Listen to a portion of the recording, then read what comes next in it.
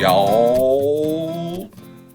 So today what I thought I would do is take a little break from going through my vinyl collection and go through stuff that I've picked up so far in 2020. There'll be a few of these. This will be part one. Mostly CDs. You know, we've been locked up pretty much since, I guess, mid-March. Haven't really been able to go to record stores, although I have been able to visit one in particular around here, and I'll get to that. So I thought I would just kind of go through these. I'm not going to really go too deep into these like I've been doing with the other stuff, but I just kind of thought I'd just do these and just sort of show some of the different records that I've been picking up as we've been going through this year. First up, Swell Maps, International Rescue. This is like a compilation. They're like a punk band. I didn't know much about Swell Maps, hadn't really heard of them. Heard a song, I can't remember which one it was or where I heard it, but I liked it, and I decided to pick this up because it was kind of a little mishmash of a bunch of stuff by them. I think they only put out like 2 studio albums and then maybe some like EPs and stuff. But, you know, having picked this up doesn't sort of, if I were to pick up those studio albums, it's not like, oh, well, half of the songs are on here, and then you kind of feel like, I'm only getting half a record. So that's what's good about this, is it's kind of like a bunch of stuff that weren't really on albums necessarily. So I feel like I might go digging in and see if I can find those other albums, either on vinyl or CD. I usually prefer CD, but they might be one of those things that if they came out on CD, maybe they're really expensive now because maybe they're out of print or what have you. But good record, good band if you like punk. I think they were, you know, kind of in the 70s and lasted to about 1980. This came out in 99 maybe, yeah, 99. Swell Maps, worth checking out if you like punk. Give them a shot. Now I have a local band from Asbury Park called Dentist. This is Night Swimming. This came out in 2018. They describe themselves sort of as like surf rock band. I get that a little bit, but it's kind of got that sort of dreamy pop sort of sound to it. Female singer, 3-piece band. The more I've listened to it, the more I've really liked it. And I was really disappointed because they were playing with, gosh, I can't remember the name of his band. It's Harmar Superstar's new band. It's him and a female singer. I think it's kind of like a new wave, kind of 80s-ish vibe to it. And they were playing at this cool place over in Asbury called The Saint. Dentists were one of the opening bands, and I was looking forward to go and checking out that show, but I wasn't able to go, and I kind of was kicking myself for that. I think I got sick, and I wasn't able to go. I just didn't have the energy to go to the show, and so I was kind of bummed out. They've been doing like some live shows during the lockdown, but I'll put a link below. You can pick up some of their music. I think most of it's on Bandcamp, and a link, you know, to check them out and see, maybe want to catch one of their like streaming performances. But good band, Dentist, worth checking out. Now we have Robin Lane and the Chartbusters. This was from 1980. I think it was on Warner Brothers Records. This was put out by Collector's Choice 2002. It's always cool, like some of these kind of boutique CD companies will dig up some older albums that maybe never were released on CD because there were no CDs back then, and you know, put them out. Wounded Bird was another one that was really good. There were a handful of these like punk new wave compilations put out in, I don't know if it was the 90s or the 2000s. There was one for like Los Angeles, New York, England, etc., and then there was one called Mass Ave that focused on punk and new wave bands from the Boston area, which is where they're from. And that's where I first discovered them, because they had a track on that, and I really liked it. And then I think years later I came across this album on vinyl and picked it up and really liked it. Prices sometimes for this on CD are a little up there, but I think I found this pretty reasonable, maybe $15 or something like that, but really good. It's like, you know, that new wave kind of pop sound. I was reading something online about this band where somebody was talking about how they felt this band, the production of this album didn't justify how really good they were, and kind of felt that because I don't, maybe they put out like one other album, I think, but they kind of were suggesting that's sort of why this band just didn't really have big success. They should have, but they didn't, and they felt like a lot of it was based on the production of this record, just didn't really showcase the band as well as it should. But good band, worth checking out. I keep saying worth checking out, right? They're all worth checking out, aren't they? Now we have Dressy Bessy, Sound Go Round. This is from, who knows, 2002. I discovered them through a song that I heard maybe on the radio from their self-titled album, Dressy Bessy. And I really liked it. And again, it's one of those things, you hear this one song by this band and you really like it, and then, you know, it kind of slips your mind to like, hey, I should maybe dig into that band. And I like that song. Let's see what some of their other stuff sounds like. And I was working in Colorado Springs, and I went to a record store there. And it turns out, I didn't even know this at the time, but Dressy Bessy, they're kind of based in Colorado out there. And I think I think the lead singer, her family, I think, owns a record store out there. But this wasn't the record store I was in.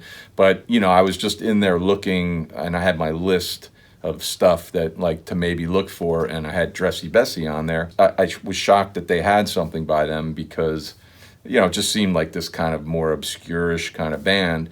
And, you know, now in hindsight, realizing the band was from there, it makes a little more sense that they actually had it in stock.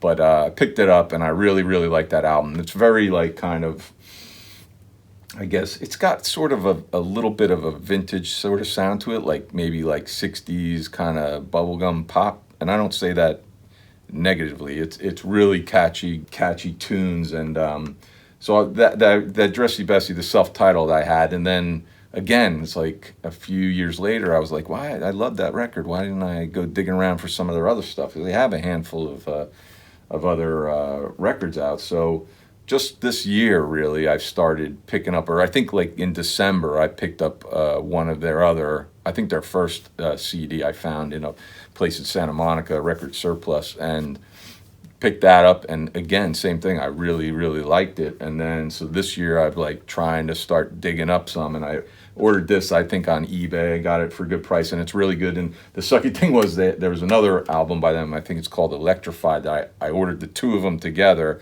from different sellers, and this obviously showed up, but Electrified got lost in the mail. Really cool band. They've also been doing like live shows on streaming on like their Instagram page or Facebook or whatever while everybody's kind of locked up. So you know, check out some live music from them.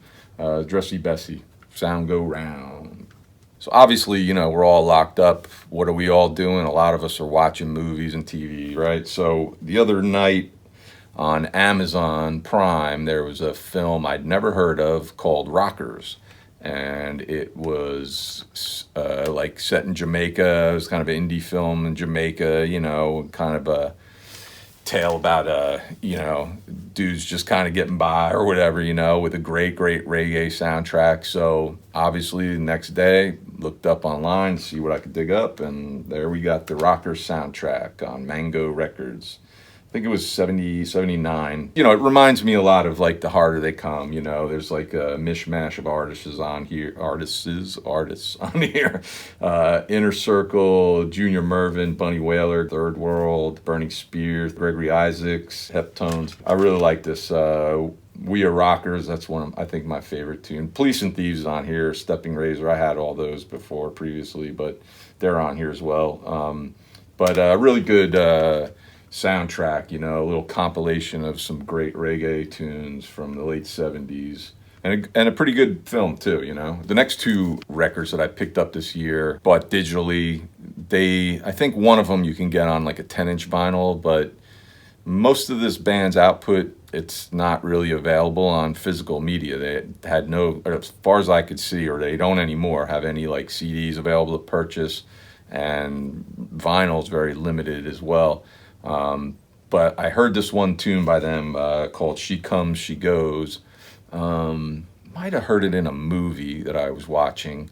and really liked it. And so I looked up the band, found them on Bandcamp. The album that one song was on, I think it's called Birthday Club, came out in 2014. And I think it was an EP. I think there was only 4 or 5 songs on there. And I really liked it, so much so that I was like, let me go back and just kind of pick up whatever else they had. Most recent, I guess, release by them was like a full studio album called 10 Times Around the Sun. So I grabbed that as well. And same thing, really, really liked it. Sort of alternative rock kind of sounding band. I wish I could get these on like I think Birthday Club is available on a 10-inch, like I said, but 10 Times Around the Sun I don't think is available. It's available as digital files, and that's it. I don't know why, and I don't really see any new updates from the band, so I don't know if they're still around or what have you. Really good band worth checking out. I don't even know if I mentioned the name of the band. Shy Nature is the name of the band. I'll put the link below to their Bandcamp page so you can check them out and maybe pick up some of their stuff. All right, this is Tower of Power, Back to Oakland, the Oakland Stroke. That was my introduction to this band. Tower of Power, I know the name. I've heard about them they've been around forever. This came out in what, 70, 74? You know, I've always heard of them, but for some reason, I always thought they were like this like jazz like ensemble or like this, you know, it's just something. I just knew they were like horns, but I didn't know they were like kind of R&B and soul and funk. I always thought they were like I don't know if you've ever heard of like Spyro Gyra or whatever they were. Like I always thought they were some kind of like weird like jazz kind of thing, you know, that I just knew I probably wouldn't be into. And then I was watching Amoeba Music has that great series, What's in My Bag, where different artists or, you know, actors, whoever, come into Amoeba and they go through the store and pick stuff out, and then they sit down and sort of do what I'm doing. They kind of talk about what stuff they picked up and put in their bag. And they had one with Huey Lewis. So he picked up this record and he played a little sample of it, the Oakland Stroke. And I was like, wow, that sounds pretty damn good, you know? And so then I went and did a little digging around and was like, oh, this sounds like something I might really like. So found this on eBay, picked it up. It's really good. I mean, I don't know a ton about this band. Like I said, I just known of them. I just didn't know they were this kind of band all these years. And so I don't know about any of their other stuff. I probably should maybe dig a little bit into some of their other albums or whatever. But I would imagine this is probably a great place to start if you wanted to get into this band. If you like funk and soul and R&B, those horns, those great horns, you know. This is Back to Oakland. And now we have Weird Paul. This is still going strong. I don't know what year he put this out. He's got tons and tons of stuff. 2013 he put this out. He's got, I don't know, 30 records or what have you. You know, really cool indie artist. I talked about him, I think, on the episode I did with the 45s and 7-inches. I Beach Ball, the 7-inch, which is on this record too. You know, he kind of writes these songs. They're catchy, quick. They remind you kind of the Ramones. You know, it's kind of a weird hybrid of like Ramones, like Weird Al kind of novelty-ish sort of tracks, and like, you know, Daniel Johnston I would even throw in there to a degree. Grabbed this one because it had Peanut Butter Recall, Beach Ball, and This Guy's Got a Bone Disease. I knew those 3 songs and I really liked them, and so I was like, let me grab that one. But I really like it. I mean, I wasn't sure what I would think about the whole record, you know, but the more I listen to it, the more I'm really getting into it. There's a tune on here, Ode to Ed Desmond, I really like. What's that other tune? Delusions of Grandeur is really good. Fan Service. It's good, you know. It's kind of like that DIY, homemade, kind of lo-fi, all, you know, rock. And, you know, you should check him out. He's got a huge presence on YouTube. He does all these, like, videos. He's been filming himself and his family since the 80s, and he's got tons of that stuff up there.